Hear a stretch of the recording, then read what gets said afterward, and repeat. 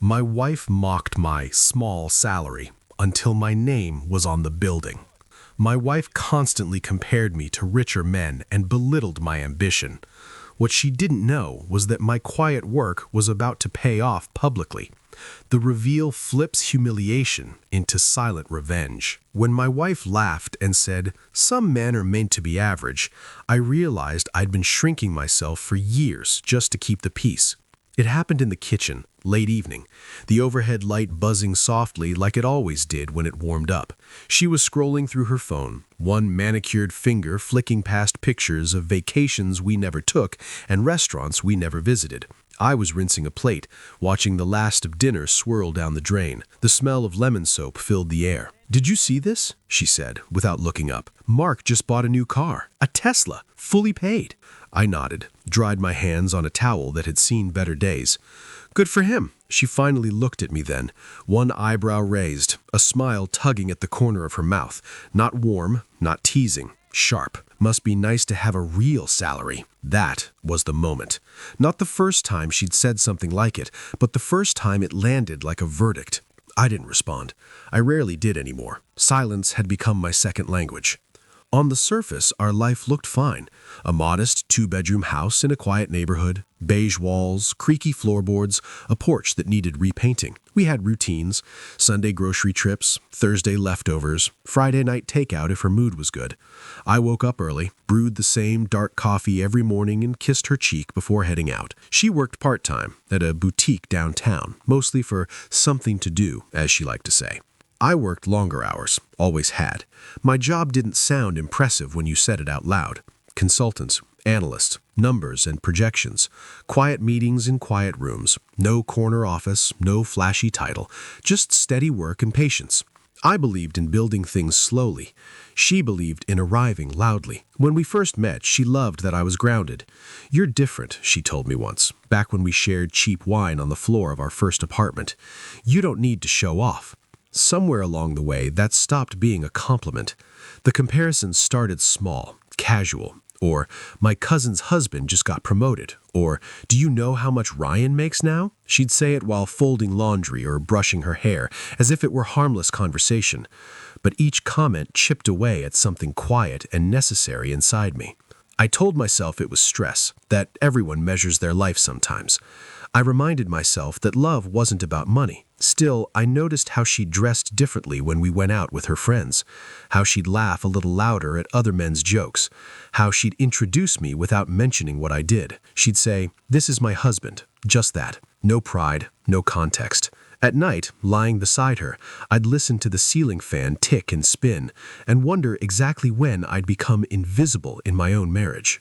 The first real crack appeared on a Saturday afternoon. We were invited to a rooftop birthday party, one of her coworkers. I wore my only blazer, the one that fit just a bit tight around the shoulders.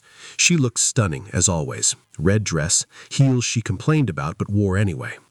On the ride there, she checked her reflection in the visor mirror and said, "Please don't talk about work tonight." I glanced over. "Why?" She sighed, like I had already tired her out.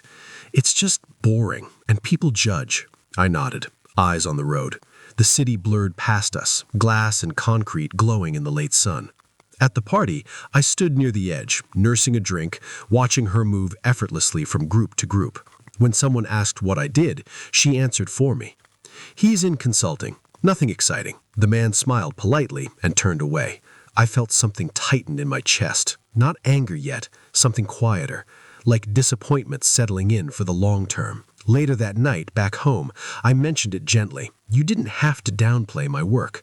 She kicked off her shoes and laughed. "Oh, come on, don't be so sensitive. I'm just being honest." Honest. That word echoed. After that, the jokes became sharper, the sighs heavier. She'd forward me job postings I didn't ask for, articles about high-value men. Once, during an argument, she said, "I didn't marry you to struggle." I wanted to tell her I wasn't struggling, not really. I was building something, quietly, carefully, something that required discretion, patience, and time. But I said nothing, because I hadn't told her the truth yet. And because deep down, I wasn't sure she'd stay if I did. That night, as I lay awake listening to her breathe, my phone buzzed softly on the nightstand. An email notification. Just one line visible on the lock screen. Final approval confirmed. Announcement scheduled. I turned the phone face down. Some things, I knew, were better revealed in daylight. I didn't tell her about the email. I told myself it was because it wasn't final yet, even though I knew it was. I told myself it was because I didn't want to jinx anything. But the truth sat heavier than that. Somewhere along the way, I had learned that sharing my hopes with her felt like handing someone a glass object in a room full of sharp edges. So I kept quiet. Life went on in its familiar rhythm. Mornings smelled like burnt toast because she always forgot to turn the heat down. Evenings were filled with the sound of her heels dropping by the door, the soft clink of ice in a glass, the TV murmuring in the background while we pretended to unwind together. But something in her had shifted. She spent more time on her phone now, smiling at messages she didn't explain. When I asked how her day was, she answered with half sentences. When I talked, she nodded without really listening, eyes drifting back to the screen. One night, as we lay in bed, she rolled onto her side and said casually, "Do you ever feel embarrassed?" I stared at the ceiling. "About what?" she said. "About us. About where we are in life." The ceiling fan hummed. I could hear a car pass outside, tires hissing on asphalt. "I feel patient," I said finally. She laughed softly, not cruelly, almost sadly. Patience doesn't pay the bills. That wasn't true. The bills were paid, always on time. But arguing facts felt pointless when the real issue was something else entirely. Status, comparison, the way she imagined her life should look by now. A week later, I came home early and found her sitting at the dining table with her laptop open, a spreadsheet pulled up, columns, numbers, headings I recognized, our finances. She didn't jump when I walked in, which told me she hadn't been hiding. She'd wanted me to see. "I've been thinking," she said, folding her hands. "We need to make some changes." I hung my coat slowly. "What kind of changes?" "Bigger ones," she said. "Maybe downsizing or reconsidering priorities." My stomach tightened. "Reconsidering how?" She hesitated, then met my eyes. "I don't think you're ambitious enough." There it was, plain, clean, like a diagnosis. "I work 60 hours a week," I said quietly. "I know, but it doesn't show. You're always working on things no one sees." I wanted to tell her that some work only becomes visible when it's done, that foundations are buried for a reason. But she wasn't talking about logic. She was talking about how she felt standing next to me in a room full of louder men. The first real suspicion crept in after that. It wasn't dramatic. No lipstick on collars or secret phone calls in the bathroom. Just distance and a name that came up too often. Evan. "He's helping me with some business ideas," she said one evening, stirring pasta without looking at me. "He's very driven." Evan was a regular at the boutique. Mid-30s, recently divorced, owned a couple of gyms, according to her. She spoke about him with a lightness she hadn't used with me in a long time. When she mentioned him, her shoulders straightened, her voice lifted. I told myself I was imagining things. Still, I noticed she started staying late after work now, that she dressed differently on weekdays now, that she came home smelling faintly of a cologne that wasn't mine, something sharp and expensive. One night I asked, "Are you happy?" She paused in the doorway, purse still on her shoulder. "Why would you ask that?" "Because you seem far away," she exhaled, tired. "I'm just thinking about my future." "Our future?" I asked. She didn't answer right away. When she did, her voice was softer. "I don't know." That answer hurt more than anger would have. A few days later, my mother called. Small talk at first, then gently, "Are you and your wife okay?" I felt my chest tighten. "Why?" She saw her at lunch, with a man. She looked close. I closed my eyes. "There's probably a simple explanation," I said, even as something inside me cracked open. "A coworker." "Maybe," my mother replied carefully. "I just thought you should know." That night, my wife came home late, very late. She kicked off her shoes quietly, as if hoping not to wake me. I pretended to be asleep, watching through half-closed eyes as she moved through the dark. She sat on the edge of the bed for a long moment before lying down. I could feel the space between us, wide and cold. In the silence, I made a decision. Not to confront her yet, not to accuse, but to stop pretending I didn't feel what I felt, and to prepare myself for the truth whatever it was, because the email on my phone wasn't the only thing she didn't know, and soon neither of us would be able to hide. The truth didn't arrive all at once. It came in pieces, in pauses that lasted too long, in excuses that sounded rehearsed, in the way she started guarding her phone like it contained something fragile and forbidden. I noticed the small things first, how she angled the screen away when she texted, how she stepped outside to take calls, how she smiled at messages and then erased that smile before looking at me. One evening while she showered, her phone buzzed on the kitchen counter. I wasn't looking for anything, I swear that, but the name lit up the screen like a flare in the dark. Evan, can't stop thinking about last night. The water ran upstairs, the refrigerator hummed. My hands felt numb, like they belonged to someone else. I didn't open the message. I didn't need to. Something inside me already knew. When she came down, hair damp, wrapped in a towel, she caught my expression immediately. "What's wrong?" "Nothing," I said. The word tasted bitter. She watched me carefully, then glanced at her phone. A flicker crossed her face. Fear, maybe, or guilt. That night, I didn't sleep. I lay awake listening to her breathe, replaying years of conversations, of moments I'd dismissed as stress or miscommunication. I wondered how long it had been going on. I wondered when she'd stopped seeing me as a partner and started seeing me as an obstacle. The confrontation happened 3 days later, on a Sunday afternoon that felt too quiet for what it was about to hold. She was folding laundry, humming softly. I stood in the doorway, my heart pounding so hard I was afraid she'd hear it. "We need to talk," I said. She didn't look up. "About what?" "About Evan." Her hands stilled. Slowly, she placed a folded shirt on the bed. Then she straightened and faced me. "What about him?" "Don't do that," I said. My voice was steady, surprisingly so. "Just don't." She sighed and sat down, suddenly tired. "I didn't plan for this." That was all it took. "How long?" I asked. She hesitated. "A few months." "A few months?" "While we ate dinner together, while she kissed me goodnight, while she told me she was just thinking about her future." "Why?" I asked. She rubbed her temples. "I felt invisible, unfulfilled. I needed more." "More than honesty?" I asked. Tears filled her eyes, not the dramatic kind, the quiet, frustrating kind. "I didn't mean to hurt you." I laughed then, a short, hollow sound. "You didn't mean to," I repeated. She looked at me like she wanted me to understand. "He listens. He has drive. He makes me feel chosen." The words cut deeper than I expected. "I chose you every day." She didn't respond. The next part came out of her almost casually, as if it had already been decided in her mind. "I think we should separate." The room felt smaller suddenly, the walls closer. "Is that what he wants?" I asked. She flinched. This isn't about him, but it was. Of course it was. That night, she packed a bag. Not everything, just enough to leave. She said she was going to stay with a friend. She didn't say which one. I didn't ask. Before she walked out, she turned back and said, "I hope someday you understand." I nodded. I didn't trust my voice. After the door closed, I sat on the edge of the bed and stared at the floor. The house felt hollow, like it had been emptied of sound. I didn't cry right away. I made coffee. I cleaned the kitchen. I folded the laundry she'd left behind. It wasn't until I found one of her earrings under the couch that something finally broke.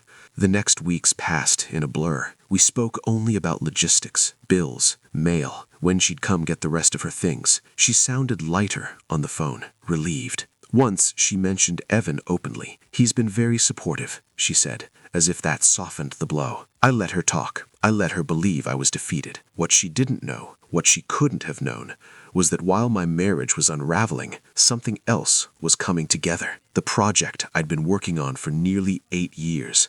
The one that required silence, confidentiality, patience. The one that had consumed nights and weekends, that had forced me to miss dinners and vacations, that had made me seem average.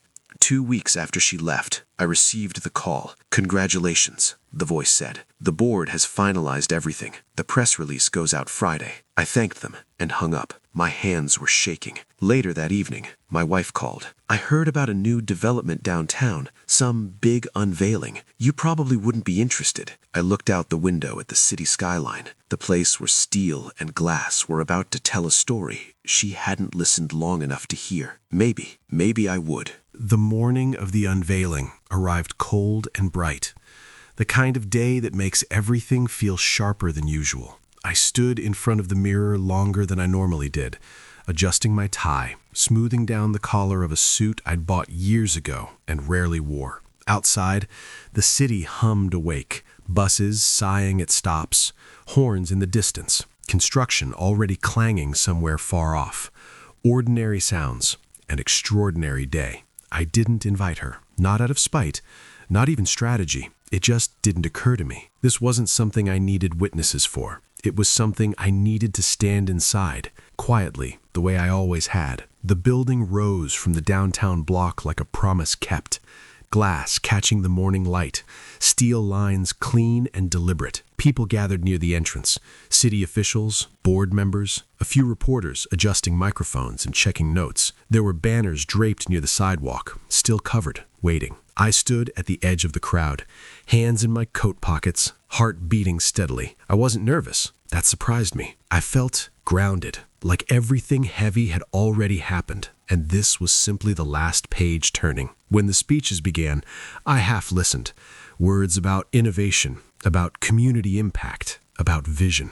I recognized phrases I'd written myself years ago, tucked into proposals no one outside a small room had ever seen. Then came the moment. The fabric was pulled back slowly, ceremonially. Applause rippled through the crowd as the letters emerged, bold and unmistakable against the stone facade. The Andrew Caldwell Center, my name, not on a plaque hidden inside, not in small print, on the building itself. For a second, the sound dropped away. All I could hear was my own breathing, the faint whistle of air moving in and out of my chest. I thought of late nights, spreadsheets glowing on my laptop while the house slept, of missed dinners, of conversations where I'd swallowed explanations because they took too long to tell. I thought of her laughter in the kitchen.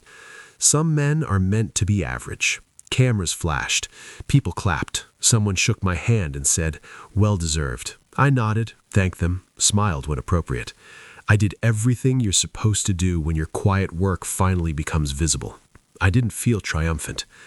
I felt resolved. The call from her came that evening. I was home, jacket draped over a chair, the house still too quiet, but no longer empty in the same way. I let the phone ring twice before answering. "Why didn't you tell me?" she asked. No greeting, no softness. "Tell you what," I said, though we both knew. There was a pause. I imagined her pacing, phone pressed to her ear, eyes bright with something between shock and disbelief. "Your name," she said, "on the building. Everyone's talking about it." "I didn't think it mattered," I replied. "That's not fair," she quickly said. "You let me believe." "I let you believe what you chose to believe," I said gently. She exhaled sharply. "Do you know how that made me look?" There it was. Not, "How could you not tell me?" Not, "I'm sorry." Just image. I wasn't thinking about how it would make you look. I was thinking about how it would feel to finally be done. Silence stretched between us. "I made a mistake," she said finally. Her voice was smaller now. "Evan left. He didn't like the attention. He said things got complicated." I didn't respond. "I think I panicked," she continued. "I thought I was falling behind. I thought you were standing still. I was building, just not in a way you valued." Another pause. "Is there any chance," she asked, "that we could talk, start over?" I looked around the room, at the table where we'd eaten so many quiet dinners, at the doorway where she'd stood with a packed bag, at the window framing a city that suddenly felt full of possibility again. "I don't think starting over means going backward," I said. She didn't argue.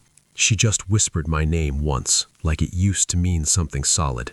After we hung up, I sat for a long time without moving. Outside, somewhere downtown, lights flickered on inside a building that carried my name, but more importantly, carried years of my life. The next morning, an article ran with a photo of me standing beneath the sign. The headline called me a quiet force. I almost laughed at that. People began to reach out. Old colleagues, distant relatives, even friends who drifted away. Everyone wanted to say they'd always believed in me. I let them talk, because the only belief that mattered now was my own. And for the first time in a long time, it was enough. Weeks passed, and the city seemed to hum differently around me. I would walk past the building, my building, sometimes just to feel the letters rise against the sky. They didn't shout. They didn't gloat. They simply stood there, steady, immovable, proof of something quiet that had finally been made visible. My wife didn't come back. I didn't expect her to. I learned that sometimes people leave not because the love isn't real, but because they're chasing a reflection of themselves they can't find standing next to you. And maybe, in the end, that was her journey, not mine. Life settled into a rhythm I hadn't known I'd missed. I started waking up earlier, not because I had to, but because I wanted to. I drank my coffee in the quiet sun of the kitchen, savoring the burnt edges of the toast she used to complain about. I made notes for projects, sketches for expansions, small improvements for the building itself. Everything felt mine again. One evening, my mother came over. She had a pie in a paper bag, the kind she baked when she wanted to share comfort more than celebration. "I saw the news," she said softly, setting it on the counter. "I knew you'd get here. You just needed time." I smiled, tasting the sweetness of the crust, the warmth of cinnamon and apples. "Thanks, Mom. I think I did." She paused, looking around the house, eyes lingering on the walls that had held so much tension. "And your wife?" I didn't answer immediately. She made her choices. I made mine, and somehow that's enough. That night, I went out for a walk. The city lights reflected off wet pavement from an earlier drizzle. I passed the building again. I stopped and looked up. The glass caught the street lights, the letters casting faint shadows on the sidewalk. My name, my work, my patience. And yet, it wasn't just about that. It was about proving something to myself, about reclaiming dignity quietly, without spectacle, about knowing effort, when measured in persistence rather than applause, matters more than most people can see. Months later, she called, not to return, not even to reconcile, just to check. I could hear the hesitation in her voice, the mixture of pride and regret. "I heard about the center, your name, it's everywhere." I listened carefully, letting her words settle like dust on the floor I had swept clean long ago. "Yes," I said finally, "it's done." She didn't speak for a while. Then she whispered, almost to herself, "I underestimated you." I didn't need to answer. The truth had always been enough, and now it was visible for anyone who wanted to see it. Life, as I learned, isn't about proving things to people who can't see. It's about building quietly, with consistency, and letting time reveal what patience can accomplish. And yet, there is still a question I carry, softly, in the corners of the evening. Would she have stayed if she had understood me sooner? Maybe, maybe not. I will never know. And in a way, that's the lesson. Life doesn't owe us comprehension or fairness, but it does reward persistence. It does recognize silent work, and it does allow dignity to reclaim its place, one careful choice at a time. I stand in the kitchen some mornings and smell the coffee. I notice the way the light falls across the counter. I remember the moments I swallowed words, the nights I worked alone, the laughter that once cut me like glass, and I smile quietly, because none of it was wasted. If there's one thing I've learned, it's that the world sees what it wants, but you always know the truth of your own work, and sometimes that's more than enough. Would you have waited? Would you have worked quietly, unseen while others doubted you? Tell me in the comments. And if you felt invisible too, know this: persistence can make the unseen unforgettable.